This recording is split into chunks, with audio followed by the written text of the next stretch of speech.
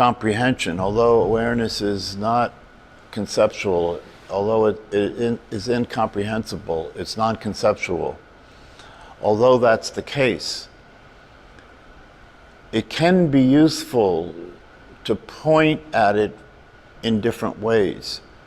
And one way to point at awareness is to say that in terms of, and it's interesting that you bring this up, because when I was listening, and the reason I sent that out is because it's so critical and so important to be able to recognize awareness. Without that, the rest of this, there's no foundation. There's not, you know what I mean? Many of the people who come to this class who become interested in awareness and meditation are interested because they have had a glimpse of it. They've had an experience of it. They have had a recognition of it. At the time, you may not have used the word recognition, but nonetheless, it was a recognition of that there was something here happening. There's something here happening. And at the time of the recognition of this something here happening, there was a sense of that being me, and there was a sense that while that was the case, and I'm not saying that you actually realized this at the time, I'm saying that this is kind of behind the scenes what happens. And while it's the case that you're not aware of yourself as a person, or you're not aware of yourself as a character in a story or any of that stuff, for a period of time, there is this experience, right, that's there, in which there's clarity, in which there is simplicity, in which everything seems to be right. Inexplicable when you compare that to the ordinary way that we think about everything, right? Inexplicable, but nonetheless still the case. And so in these teachings and in these practices, it is one of the central intentions is to keep pointing to that, because it's the recognition of that that is critical, and the conviction that the recognition of that is the recognition of the truth, the recognition of what you are, the recognition of what it is, the recognition of awareness itself. And then one of the understandings about that is that awareness is all there is. That's a pretty radical thing, right? Pretty radical thing. Awareness is all, consciousness is all there is. So it's understandable, given how radical a thing that is, that it would be a challenging process to go from the ordinary way that you think, or the ordinary way that people see things, or the ordinary way that people are being, to that experience. Of course, in these teachings, the thing that Sojan teaches and the thing that the Advaita teachings teach is that this whole thing can be short-circuited. This whole thing can be there's a shortcut to it. And the essence of the shortcut is to begin at the end. The essence of the shortcut is to begin with that you right now are that. You right now are that. So now, instead of you're going to become that, right, or you're not that and you're going to become that. So now the process is not that. The process is noticing what's happening when you're not aware that you're that. Noticing what's happening when you're not aware that you're that. And what's happening when you're not aware that you're that is you're thinking you're something else. It's that simple. When you're not aware of what you are, you're thinking. It's because you're thinking you're something else. And that's what the meditation practice is. The meditation practice is practicing not thinking you're something else. How do you do that? By not paying attention to the thinking that thinks you're something else. That's how you do that. Now, so this business of awareness and knowing, right?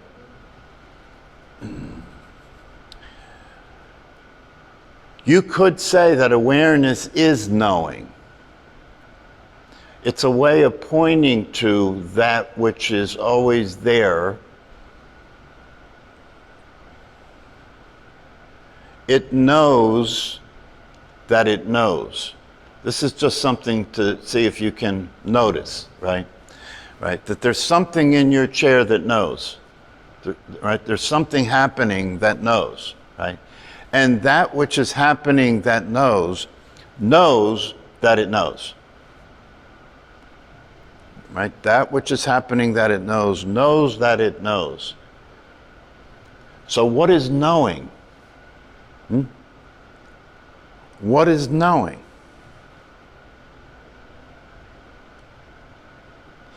If you are aware of something, do you know it?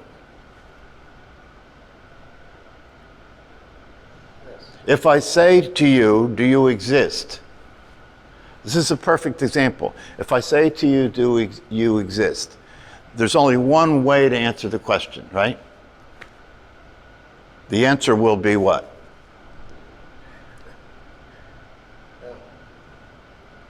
No. Yes, you exist. Yeah. No. I understand why you said that. That's not a problem. Because this stuff can be so flip-flop and confusing, right, that you may think, if I ask you if you exist, you may think I mean, does who you think you are exist? If you think that I mean, does who you think you are exist, then no would be the correct answer on the quiz, right? But if I say to you, do you exist? Right? There's only one possible way to answer the question. If I say to you, do you exist, what do you do to answer the question? Think.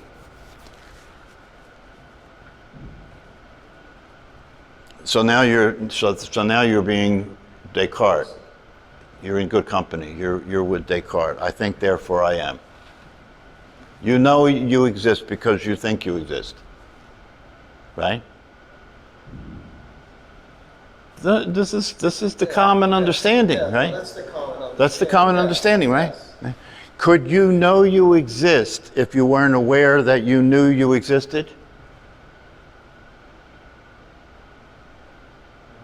No.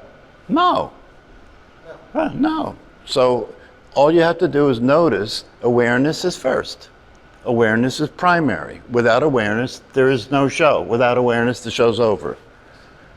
Right? That's reality. Without awareness, the show's over. There is nothing. It's dependent. Everything depends on consciousness, doesn't it? Without consciousness, there's no you, there's no world, there's no story, there's no body, there's no time. There's no up, there's no down, there's no happiness, there's no sadness, there's no hatred, there's no love, there's no nothing. This might have some importance. This may have some importance. It may have something to do with the way things are. So this knowing, if I ask you if you are here, and to answer the question, you simply notice that you are, and when you notice that you are, what's actually happening is awareness is noticing itself. Right? Awareness recognizes its own existence. So now watch. Awareness knows. Awareness knows that it exists. Therefore, the knowing and the awareness are the same thing. Knowing that you're aware and being aware are the same thing, aren't they? Knowing that you're aware and being aware are the same thing.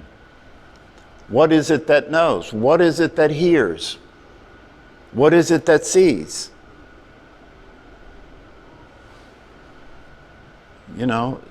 If you pay attention, if you look to get the right answers to these questions, you come to see directly for yourself that it simply is naive to think that the ear hears or that the brain hears or that the eye sees, or that the brain sees, that's simply naive to think that that's the case. Something is listening, isn't it? Something is seeing, isn't it? Yeah, and do you have to work to do that? Do you have to practice seeing? No. Did you go to a class for seeing? No. Or hearing? Do you have to practice hearing? No. It's just happening. Do you have to practice being? No. It's just happening. It's just happening. It's happening by itself. We don't know what it is, but we know that it is, and the way we know that it is because it knows itself. And that's all this is about, is that, you know, what we're talking about, what I just said, what I just described is considered by the masses to be eccentric and esoteric. It's to be considered by the masses to be mystery. You know, is to be the subject of religion, you know, subject of things that you have to have faith in, right? But what I say is when you wake up and you start to see things as they are, right, what you have to have faith in is what you thought was real. In order to keep that idea going, what you have to have faith in is that who you think you are is who you really are. You have to have faith in that, because you might get a good head injury and then not know it anymore. There can't be anything more obvious to make it clear what the nature of the identity called the personality is than to know that if you had a head injury and you had total amnesia, you would not know who you are. There can't be anything clearer than that evidence. That the only way you do know who you are is because you remember, right? And while you're busy remembering who you are, right? While you're busy remembering who you think you are, because that's how who you are gets generated, by thinking that you are it, right? While you're doing that, who you really are is being ignored. And because that was never pointed out to most people, the possibility that that could be the case doesn't even exist. All there is who they think they are, and all there is this time-space reality, and all there is this story that you're living called your life, and all there is what everybody agrees there is.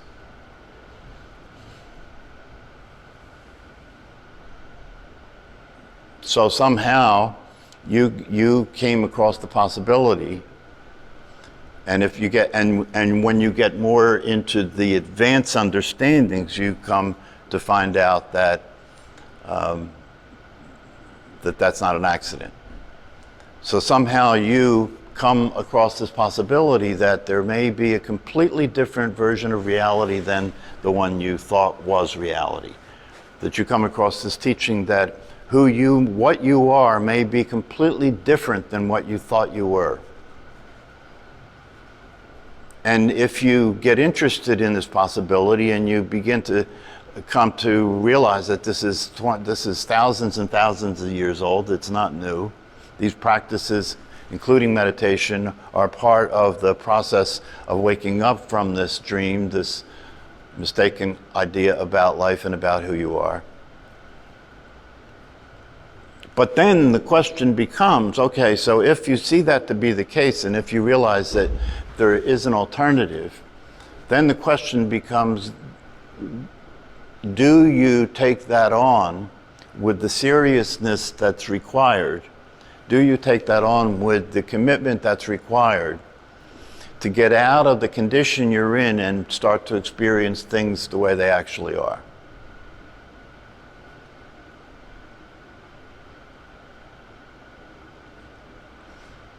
And that's why I sent that link about the practicing brief moments of awareness as many times as possible during the day. Why? Well, if you think about it, that would make perfect sense, wouldn't it? I mean, if you're hypnotized, and one of the ways out of this hypnotic state is to start practicing as many times during the day that you're awake and you're not hypnotized, and you're aware that you're hypnotized when you're awake, to practice that as many times during the day, that certainly does increase the probability that at some point you might realize who you really are, and that the trance is a trance. So what do you do? What do you do to wake up? What do you do to be enlightened? Right? The answer to that is everything you can, everything possible, everything you can come up with, everything that you can hear about. And that's the reason studying meditation and studying a lot of these Eastern teachings is relevant, because a lot of these teachings involve practices and ways of understanding, including relationships and transmissions with teachers, that can help the process. Does any of this make any sense? Or? Yeah. Because one of the things that is my intention is to have the idea of enlightenment stop being magical. Stop being mystical. Stop being something that can only happen if you have a guru, or you've been to India, or you've taken LSD. Have it start to be something that's a lot more obvious and a lot more available than you would think if you looked at it in all those ways that people tend to think about it and look at it. And understand that the truth about enlightenment is that there is nothing more ordinary. The truth about being who you are is there is nothing more ordinary, nothing more obvious than who you are. And that actually is the problem. Because you, like most people, have put so much time and effort and energy into perfecting the character that you are in this movie, right? You've put so much time and energy, and your cast of supporting characters has been so great, right? They've really helped you to develop your role in this movie, right? And you spent all that time doing that, and then here you find out, wait a minute, in order to be who you really are, so you did all that to be who you thought you were. And then you find out, wait a minute, in order to be who you really are, the first thing you have to do is realize that all of that wasn't it. A lot of people just aren't willing to go any further than that, you know what I mean? They just say, okay, that may not be it, but I'm too far down the road, right? So I'm just going to finish it this way. But I say, given that time isn't real, no matter when you wake up and no matter when you begin to experience reality as it is, that'll be your whole life, no matter how old you are. Because there's no time. So whenever you wake up and you start to experience reality as it is, which is timeless, which is the everlasting moment, the ever-present moment, that'll be your whole life. So it doesn't matter how old you are. You might as well keep going for it. Just remember one thing, that what you're going for, it's so funny when you look at it. Just remember what you're going for, right, is to stop going for what you think you have to go for. What you're going for is to stop going for what you think you have to go for, so that you can experience that you're already it. That's really what's going on, isn't it? Professionals, I often use professional sports as an example of a high level of, awareness or what it's like when you're present to what's happening. However, one of the ways that works is that, people in the business of being a high performance sports player practice every single day, right?